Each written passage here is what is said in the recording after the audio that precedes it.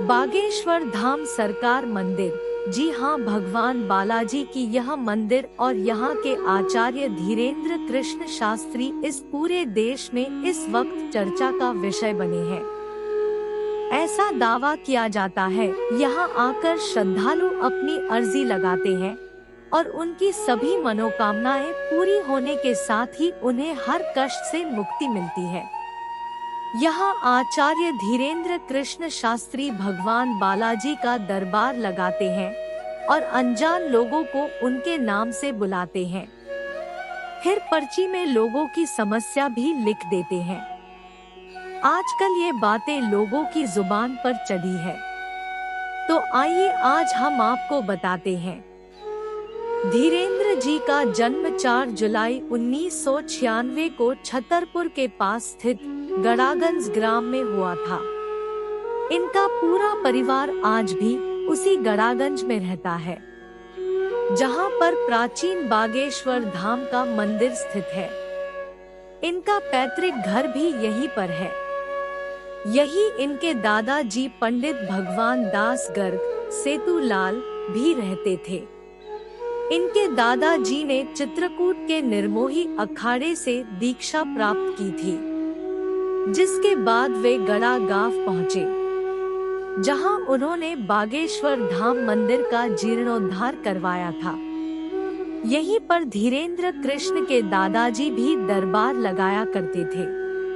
उन्होंने आश्रम संन्यास आश्रम ग्रहण कर लिया था। धीरेन्द्र महाराज के गड़ागंज वाले पैतृक घर में माता पिता व उनका एक छोटा भाई भी रहता है।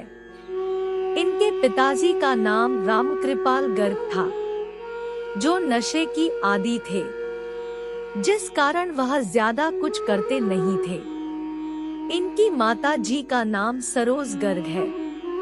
धीरेन्द्र के छोटे भाई शालिग्राम गर्ग जी महाराज है। वह भी बालाजी बागेश्वर धाम को समर्पित है। धीरेन्द्र के पिताजी के कुछ न करने के कारण परिवार की आर्थिक स्थिति बहुत खराब थी। 3-3 दिन तक खाने का अभाव रहता था। जैसे तैसे गृहस्थी चला करती थी। रहने के लिए एक छोटा सा कच्चा मकान था, जो बरसात के दिनों में टपका करता था। इसे हनुमान जी का आशीर्वाद कहिए या फिर किस्मत का खेल। इतनी कम उम्र में धीरेन्द्र महाराज शानदार मुकाम और प्रसिद्धि हासिल की है। धीरेन्द्र कृष्ण ने अपनी प्रारंभिक शिक्षा गांव के ही सरकारी स्कूल से प्राप्त की। उन्होंने 8वीं तक की शिक्षा अपने गांव में ही ग्रहण की, जिसके बाद आगे की पढ़ाई के लिए उन्हें 5 किलोमीटर दूर गंज के स्कूल में जाना होता था। आर्थिक अभाव के कारण 5 किलोमीटर का सफर प्रतिदिन पैदल ही तय किया करते थे।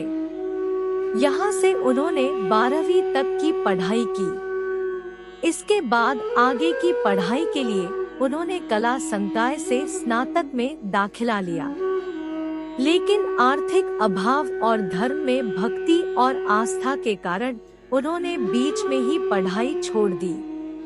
धीरेन्द्र अपने परिवार के सबसे बड़े लड़के हैं, जिस कारण परिवार का भरण पोषण भी इन्हीं को करना होता था, जिसके चलते यह लोगों के घर में जा जाकर दान दक्षिणा मांगा करते थे। साथ ही कथा व पूजा करके घर का भरण पोषण करते थे। बागेश्वर सरकार धीरेन्द्र कृष्ण के परम मित्र शेख मुबारक जी है, जिन्होंने उनके आड़े समय में साथ दिया। उनकी यह मित्रता आज भी कायम है, जिसकी चर्चा आज भी बागेश्वर सरकार के विभिन्न मंचों से सुनने को मिलती है। उनकी मुलाकात भी एक दिलचस्प घटना के कारण हुई। 20 शेख मुबारक अक्सर निजी काम के सिलसिले में छतरपुर से जाया करते थे। तभी गड़ागंज में उनकी मुलाकात धीरेन्द्र कृष्ण से हुई, जो उनसे उम्र में काफी छोटे थे। इन दोनों के बीच अपने अपने धर्मों को लेकर चर्चा हो रही थी। जिसमें शेख मुबारक जी ने सनातन धर्म को लेकर कुछ ऐसी टिप्पणी की जिसके जवाब में धीरेन्द्र जी ने उनके भ्रम को शांत किया। इसके बाद वे अक्सर बागेश्वर धाम सुंदरकांड का पाठ सुनने आया करते थे, जिसके परिणाम स्वरूप उनके जीवन में कुछ चमत्कार हो गए। शुरुआती दिनों में पंडित धीरेन्द्र कृष्ण की आर्थिक स्थिति बहुत अच्छी नहीं थी। तभी धीरेन्द्र कृष्ण की बहन के विवाह में शेख मुबारक ने उनकी आर्थिक मदद की, साथ ही विवाह के सभी कार्य संपन्न करवाए। धीरेन्द्र कृष्ण का जन्म शुक्ल वंश के ब्राह्मण परिवार में हुआ, जहां शुरू से ही कर्मकांड होता रहता था। इनके दादाजी एक प्रभावशाली संत थे, जिसके कारण धीरेन्द्र को बचपन से ही गुरु कृपा मिली। इनके दादाजी बागेश्वर धाम में ही रहते थे। उसी गांव में इनका जन्म हुआ, जिस कारण पूरा परिवार प्रतिदिन बागेश्वर धाम जाया करता था। यहीं पर इनके दादाजी के गुरु सन्यासी बाबा की भी समाधि है। सन्यासी बाबा भी इनके ही वंश से संबंधित हैं, जिन्होंने 320 वर्ष पहले समाधि ले ली थी। धीरेन्द्र व उनके दादाजी के साधना गुरु सन्यासी बाबा ही है। धीरेन्द्र के दादाजी भी बागेश्वर धाम में दरबार लगाते थे। 11 वर्ष की अवस्था में धीरेन्द्र ने भी अपने दादाजी के दरबार में अर्जी लगाई। उन्होंने घर के अभावग्रस्त जीवन से छुटकारा पाने के लिए आशीर्वाद मांगा।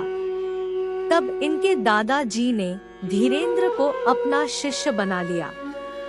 फिर बागेश्वर धाम की सेवा करने का संकल्प दिलाया।